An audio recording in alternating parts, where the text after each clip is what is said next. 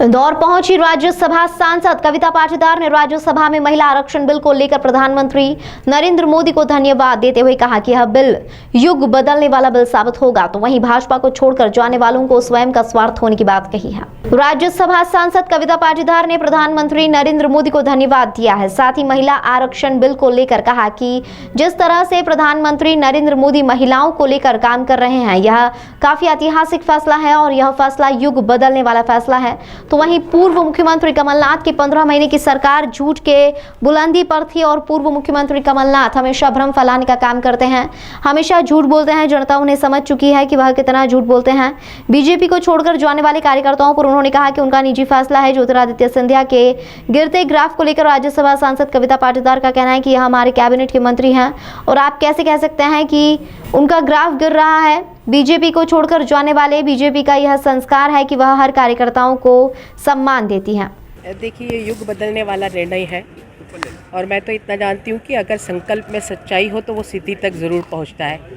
माननीय प्रधानमंत्री जी ने इस देश के नेतृत्व में महिलाओं की भागीदारिता को सुनिश्चित किया है। पूरी आधी आबादी माननीय प्रधानमंत्री जी के प्रति कृतज्ञ है, उनको बहुत बहुत आभार व्यक्त करती हैं। और ये सही भी है, हम सब जानते हैं शिव के भी स्वरूप अर्धनारीश्वर से भी ये पूरे संसार को भगवान ने संदेश दिया था महिला शक्ति का। माननीय प्रधानमंत्री जी ने वर्षों से लंबित उस बिल को, उस असंभव काम को संभव करके दिखाया है। हम सब आदि शक्तियों को नेतृत्व करने का अवसर दिया है और जब ये पूरी तरह से लागू हो जाएगा उसके बाद 1/3 सभी विधानसभाओं में भी महिलाएं बैठेगी और लोकसभा में भी बैठेगी।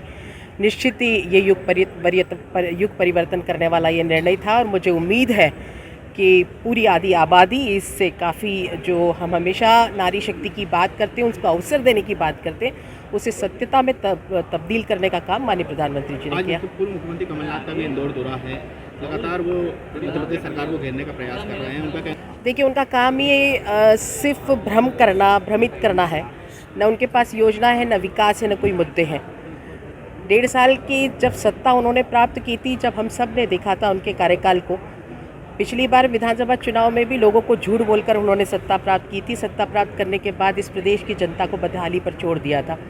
अब जनता जान चुकी है, उनके झूठ के पोटले में कितनी भी झूठ लेकर वो आ जाए, जनता समझ चुकी है, वो किसी भी उनके झूठ पर विश्वास नहीं करेगी। दीदी, सिंधिया के समर्थक के खिलाफ देखिए, ये सब बात झूठी है, हम सब जानते हैं। परिवार हमारा बड़ा है, हमारे परिवार में जो भी लोग आते हैं हम उनका स्वागत करते हैं और इज्जत देना और सभी व्यक्तियों को काम देना, ये भारतीय जनता पार्टी के संस्कार है और वो अपने संस्कार कभी नहीं भूलती। दीदी, प्रमोद टंडन जो पर्सनल राय है, उनको कब आना है कब जाना है ये उनका व्यक्तिगत मामला है। सिंधिया का कुछ गिरते हुए ग्राफ दिख रहा नजर आ रहा है या नहीं, मैं ऐसा नहीं मानती। वो हमारे केंद्रीय मंत्री हैं, आप कैसे कह सकते हैं कि उनका ग्राफ गिर रहा है। ठीक है दीदी, थैंक यू।